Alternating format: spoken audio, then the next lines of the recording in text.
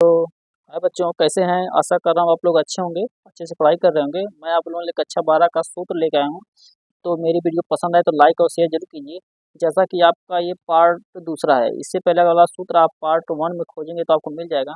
जैसा कि दिया कि समाकलन under root x square minus a square d x, इसका होता है x/2 under root x square minus a square बटा 2 लाग मॉड में x plus under root x square minus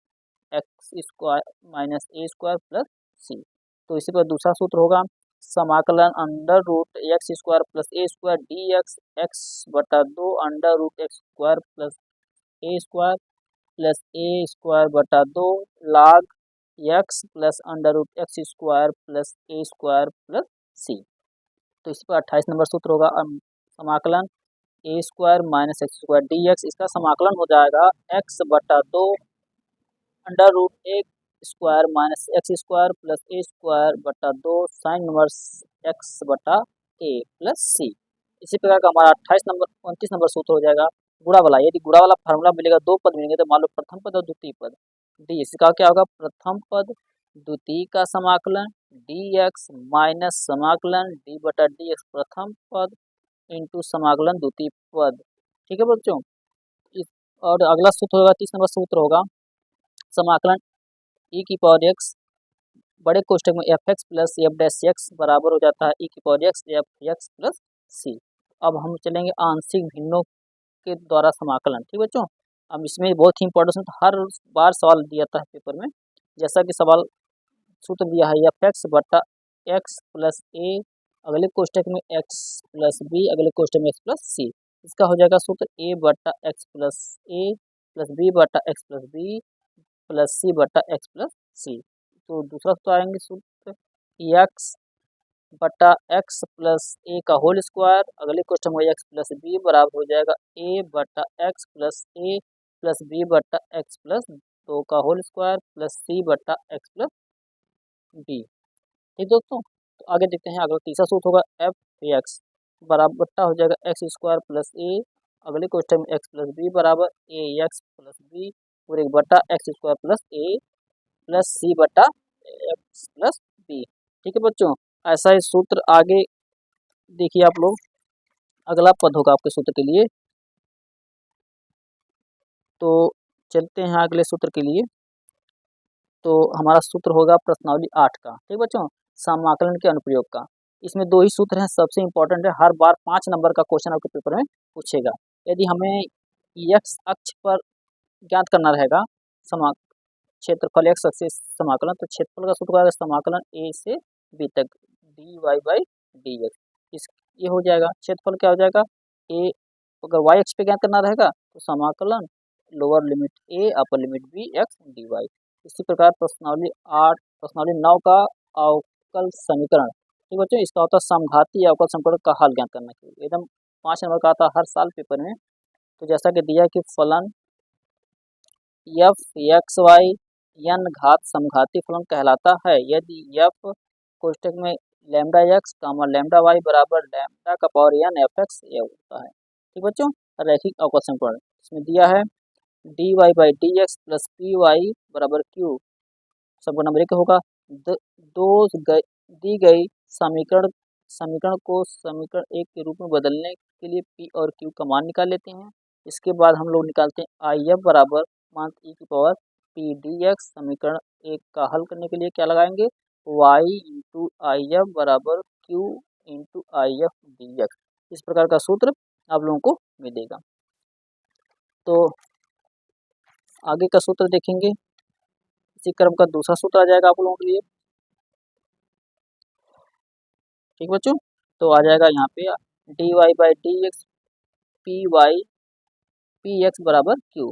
दी गई समीकरण को हल करने के लिए समीकरण नंबर 2 के रूप में बदल दिया जाता है और फिर इसके बाद पी और क्यू का मान निकाल लेते हैं। ठीक बच्चों। आई एफ का मान निकालने के लिए आई एफ का मान निकालेंगे। आई एफ बराबर ई की पावर पी डी वाई हो जाएगा समीकरण नंबर 2 का हल कर जाएगा एक्स आई एफ बराबर Q I F D x. ठीक है बच्चों। तो अगला सूत्र हो जाएगा आपके लिए प्रश्नावली 10 का। तो प्रश्नावली 10 का सदिश बीजगणितीय सूत्र है, किसी बिंदु का स्थिर सदिश। नंबर 1, P का स्थिर सदिश क्या होता है, वेक्टर R बराबर वेक्टर OP। तो OP बराबर वेक्टर OP बराबर होता है XI plus YJ plus ZK cap. ठीक बच्चों, तो वेक्टर OP का परिमाण निकालना होगा तो माड निकालेंगे। वेक्टर OP का परिमाण होता है under root x square plus y square plus z square. ठीक बच्चों, इसी क्रम में हम लोग आगे का सूत्र देखेंगे। दिया है कि OP वेक्टर OP के द्विक अनुपात क्या होता है, ABC होता है। A बराबर x होता है, B बराबर y होता है, C बराबर z। OP के दिक को साइन क्या होता है, LMN होता है, जहाँ L बराबर x बट्टा under root a square plus y square plus z square, M बराबर y बट्टा under root x square plus y square plus z square, N बराबर z बट्टा x square plus y square plus z square. इसलिए हम लोग क्या निकालेंगे, दिक को साइन निकाल लेंगे। इसी क्रम में हम लोग आगे चलते हैं सूत्र के लिए। दो बिंदु से मिलाने वाला सदिश जो होता है वेक्टर PQ बराबर होता है x2 minus x1 I plus y2 minus y1 j plus z2 minus z1 k होता है। ठीक बच्चों, इसी पर अगर हमें निकालना पड़ेगा PQ बराबर अंडर रूट निकालेंगे x2 माइनस x1 का whole square plus y2 minus y1 का whole square plus z2 minus z1 का होल स्क्वायर। अगर हमें PQ के दिक अनुपात निकालना होगा तो A, B और C होता है। ठीक बच्चों, इसी क्रम का आगे का सूत्र भी हम देखेंगे। तो ठीक बच्चों, तो आगे का सूत्र हो जाएगा A बराबर x2 माइनस x1, B बराबर हो जाएगा y2 माइनस y1, C बराबर z2 माइनस z1। PQ के दिक को साइन क्या होता है, LMN होता है। L बराबर क्या हो जाएगा, x2 माइनस x1 पूरे बटा PQ, M बराबर y2 माइनस y1 बट्टा माडा PQ, N बराबर z2 माइनस z1 बट्टा माडा PQ। ठीक बच्चों, OP वेक्टर OP बराबर होता है x1 minus x2 I plus y1 minus y2 j plus z minus z2 बराबर k। ठीक बच्चों, आएगा सदिशों के प्रकार। सदिश का होता है सूत्र, परिमाण एक होता है। वेक्टर ए का मात्र सदिश वेक्टर ए कैप से दर्शाया जाता है। ए कैप बराबर माड वेक्टर ए बटा माड ऑफ वेक्टर ए। संरेखता दी गई होती है, वेक्टर ए बराबर a1i plus b1j plus c1k, vector a1 बराबर लैम्डा वेक्टर b। इसी प्रकार हमारा दूसरा बिंदु मिलेगा a2i minus b2j plus c2k हो जाएगा। या इसको हम निकालने के लिए क्या संरेखता निकालने की दो शर्त होती है, एक ये हो जाएगा, एक हो जाएगा a1 बटा a2 बराबर b1 बटा b2 बराबर c1 बटा c2। ठीक बच्चों, इसी प्रकार का हमें सूत्र देखने को मिलता है। ठीक है, स्क्रीनशॉट मार लीजिए आप लोग। चलते हैं आगे सूत्र के लिए। देखिए खंड सूत्र होता है, दिया है कि आंतरिक विभाजन क्या होता है, वेक्टर r बराबर m माडा PQ प्लस n कोष्ठक में OP बटा m प्लस n। अब बाह्य विभाजन के लिए क्या लगेगा, वेक्टर r बराबर m OQ minus n OP बटा m माइनस n। दो बाह्य विभाजन हो गया। अब दो सदिशों का गुणन क्या होता है, अदिश गुणन होता है। Vector a dot vector b बराबर होता है mod of a mod of b cos theta. Vector a dot vector b एक सदिश राशि होती है। अगला पॉइंट हो जाएगा, vector a dot vector b बराबर vector b dot vector a भी होता है। यदि वेक्टर ए और वेक्टर बी लंबवत हैं तो वेक्टर ए और वेक्टर डी का मान क्या आ जाएगा, 0 के बराबर आ जाएगा। इसी क्रम के लिए हम आगे चलते हैं, आगे सूत्र देखते हैं।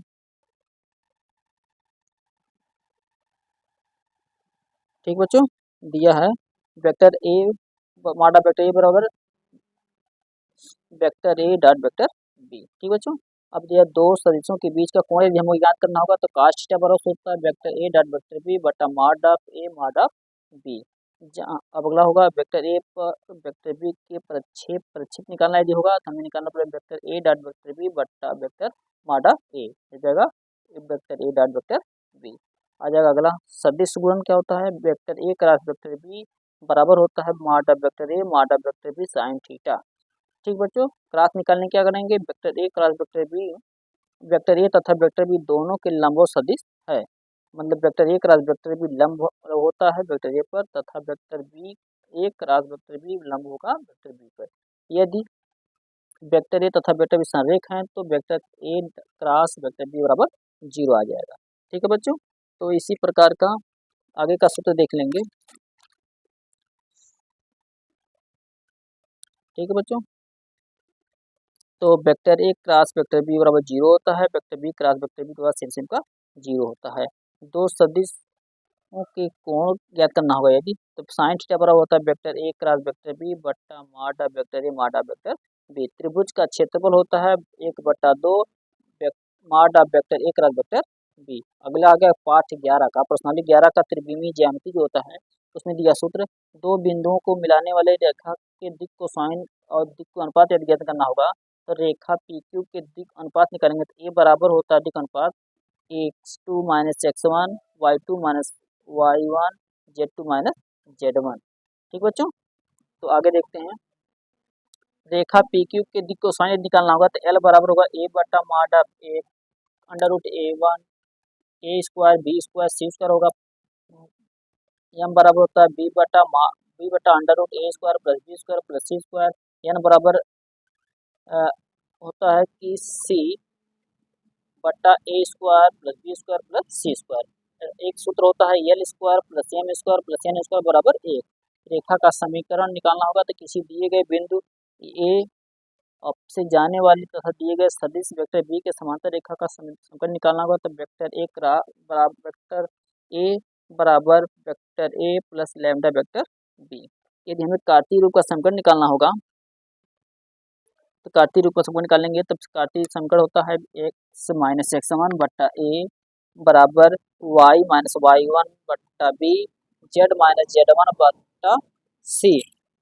ठीक बच्चों, दो बिंदुओं को मिलाने से होकर जाने वाले रेखा का समीकरण जो होता है सदिश समीकरण वेक्टर r बराबर vector a plus lambda vector b minus vector a. कार्तीय समीकरण x माइनस x1 बट्टा x2 माइनस x1 बराबर y माइनस y1 बट्टा y2 माइनस y1 बराबर z माइनस z1 बट्टा z2 माइनस z1। दो रेखाओं के बीच के लिए हमें कोण ज्ञात करना होगा, दो रेखाओं के बीच का कोण निकालना होगा, तो वेक्टर r बराबर vector a1 plus lambda vector b1 और दिया रहेगा वेक्टर r बराबर a2 plus mu vector b2।